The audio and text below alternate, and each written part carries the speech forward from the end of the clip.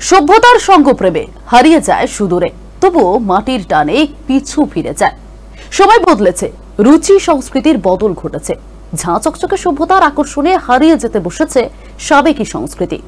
তাই পড়ন্ত বেলায় বাংলার ঐতিহ্যবাহী শিল্পকে বাঁচিয়ে রাখার পণ করেছেন বাংলাদেশের বিস্তীর্ণ এলাকার মৃৎশিল্পীরা।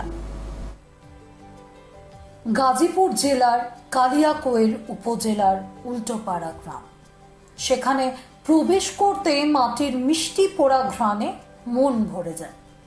আর গ্রামের রাস্তার দুই পাশে দেখা মেলে মাটির ঢিপি আর চারিধারে সাজিয়ে রাখা বাহারি মাটির হাড়ি কলসির স্বাদ।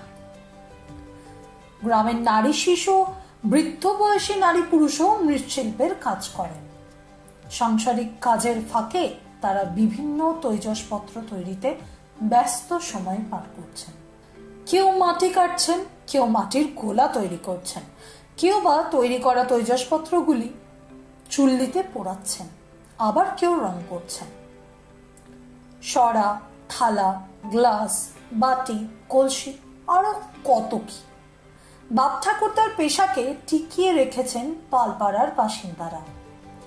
হারিয়ে যেতে বসা এই ঐতিহ্যবাহী শিল্পকে টিকিয়ে রেখে কোনো রকম জীবিকা নির্বাহ করছেন মাগুরার শালিখা উপজেলার দড়ি, সলই, ছান্দরা, বয়রা, গোবরা, শতপাড়া, গঙ্গারাপুর, পাশ্চাত্য, রাগবদাই, কেচুয়াডুবি সহ অনেক গ্রামের পালপাড়ার বেশ কিছু পাল পরিবার এখনো আঁকড়ে আছে এই শিল্পে। এই পেশা থেকে কোনো রকম আয় করে পরিবারের খরচ চালাচ্ছেন এখানকার মৃৎশিল্পীরা। একই ছবি মাগুরার শালিখা উপজেলার সদর আড়াপাড়াতেও। সেখান থেকে 1 কিলোমিটার দূরে গেলেই দড়িশলই পালপাড়া। শতাধিক পাল পরিবার বসবাস এখানে। একসময় মাগুরা জেলার বাইরেও এখানকার মাটির তৈজসপত্রের কদর ছিল অনেক। কালের বিবর্তনে হারিয়ে যেতে বসেছে এই শিল্প। পরিবর্তে স্থান দখল করছে স্টেনলেস স্টিল, প্লাস্টিক, অ্যালুমিনিয়ামের তৈরি সাজ সরঞ্জাম। এসবে আয় তেমন হয় না এখন।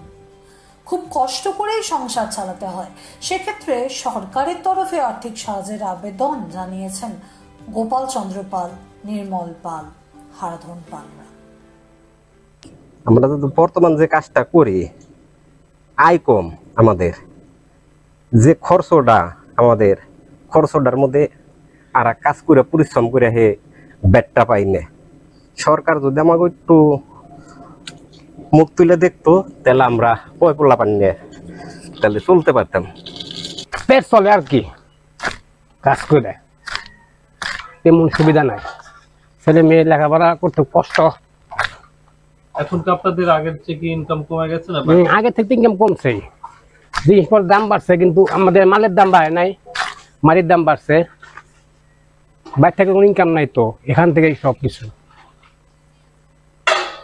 তাহলে একটু সুবিধা হতো আমাদের জন্য, লোন টোন দিলে। সরকারি লোন যদি পান তাহলে আপনারা এই ব্যবসাটা আরো একটু চাঙ্গা হবে, একটু করা পারতাম আর কি, ভালো লাগে, তাহলে আপনার সচ্ছলভাবে চলতে পারতাম। মৃৎশিল্পর সাথে মিশে আছে গ্রাম বাংলার মানুষের সুখ দুঃখ, হাসি কান্নার ইতিহাস। কালের বিবর্তনে অনেকটাই হারিয়ে যেতে বসেছে এই শিল্প। সময়ের সঙ্গে পাল্লা দিয়ে টিকে থাকতে না পেরে অনেকেই এই পেশা ছেড়ে বেছে নিচ্ছে ভিন্ন পেশা।